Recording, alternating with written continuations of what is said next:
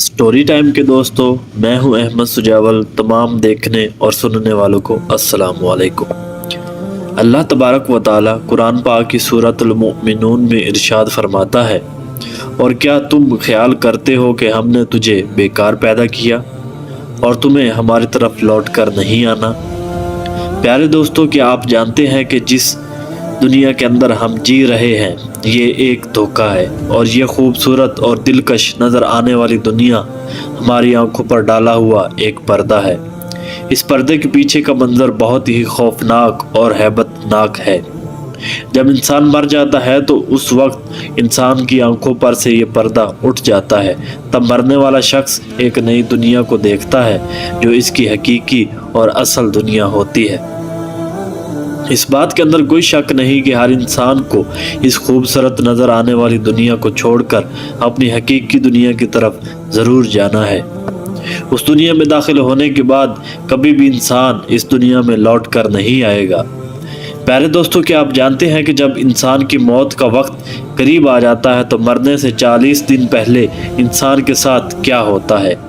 مرنے سے 40 دن پہلے فرشتے اس مرنے والے انسان کے بارے میں کیا کہتے ہیں، اور آسمان پر انسان کی موت کا فیصلہ کس طرح کیا جاتا ہے، اور روح نکالنے والے فرشتے انسان کے پاس آ کر کیا کہتے ہیں؟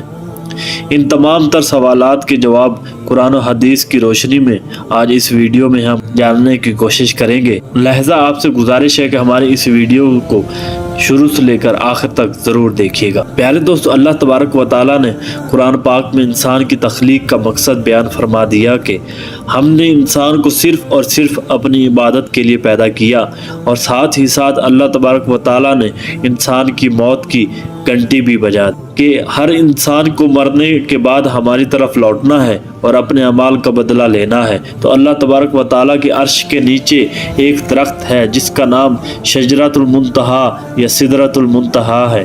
یہ درخت کتنا بڑا ہے اس کا اندازہ اس بات سے بخوبی لگایا جا سکتا ہے کہ اللہ تبارک و تعالیٰ نے اس کائنات کے اندر انسانوں اور انسانوں کے علاوہ جتنی بھی مخلوقات کو پیدا کیا ہے، ان کی تعداد کے برابر اور ان کی گنتی کے برابر اس درخت کے پتے ہیں، اور ہر ایک پتے پر ہر ایک انسان اور جاندار کا نام تحریر ہے۔ روایات میں آتا ہے کہ جب انسان کی موت کا وقت قریب آتا ہے اور اس کی عمر ختم ہو جاتی ہے اور انسان کی موت واقع ہونے میں 40 دن باقی رہ جاتے ہیں، تو اس وقت حضرت اسرائیل علیہ السلام کے سامنے درخت کا ایک پتا گر جاتا ہے۔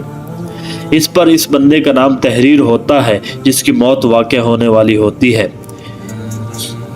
اس طرح جب شجرۃ المنتہی سے جس انسان کے نام کا پتا گر جاتا ہے، اس وقت آسمان کے تمام فرشتے اس شخص کو مردہ کہنا شروع ہو جاتے ہیں، اور وہ مرنے سے 40 دن پہلے فرشتوں کی لسٹ میں مردہ لکھ دیا جاتا ہے۔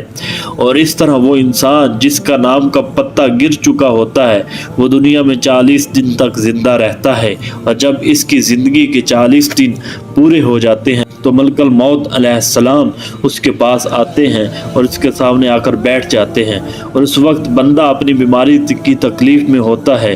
جب وہ ملک الموت علیہ السلام کو دیکھتا ہے تو ان کو دیکھ کر گھبرا جاتا ہے اور ان سے پوچھنے لگتا ہے کہ تم کون ہو؟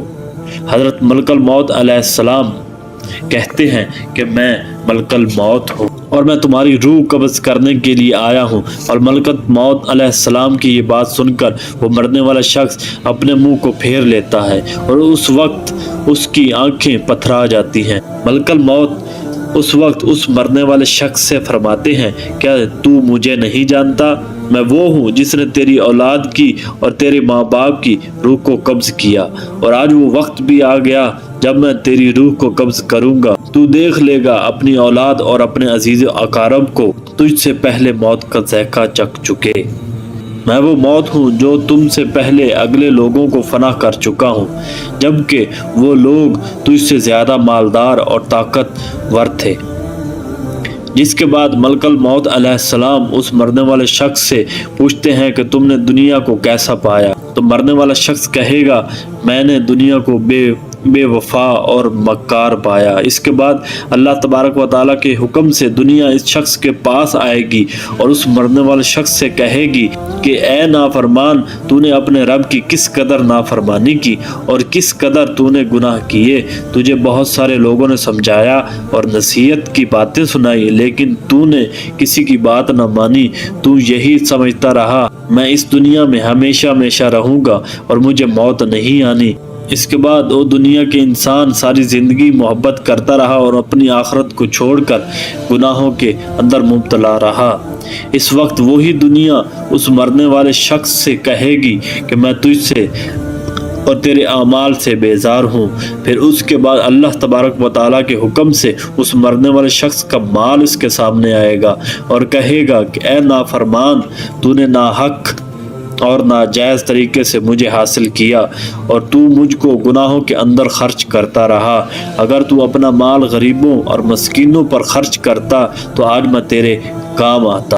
پیارے دوستو، اس کے بعد مرنے والے انسان کی زبان بند ہو جاتی ہے، اور جب مرنے والے انسان کی زبان بند ہو جاتی ہے تو اس کے بعد 4 فرشتے اس کے پاس آ جاتے ہیں اور سلام کرتے ہیں۔ جب پہلا فرشتہ آتا ہے تو مرنے والے شخص کو سلام کرتا ہے اور سلام کرنے کے بعد اس بندے سے کہتا ہے کہ اے اللہ کے بندے، میں تیری روزی پر معلق فرشتہ ہوں۔ میں نے پوری روئے زمین میں مشرق سے لے کے مغرب تک تیرے لیے رزق تلاش کیا، مگر تیری روزی کا ایک لقمہ بھی نہیں پایا۔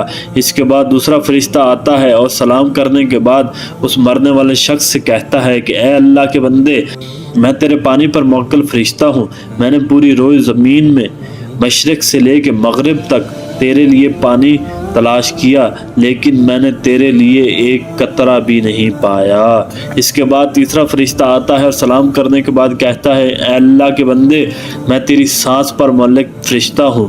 میں نے پوری روئے زمین میں مشرق سے لے کے مغرب تک تیری سانسوں کو تلاش کیا، مگر تیرے لیے ایک بھی سانس نہیں پایا۔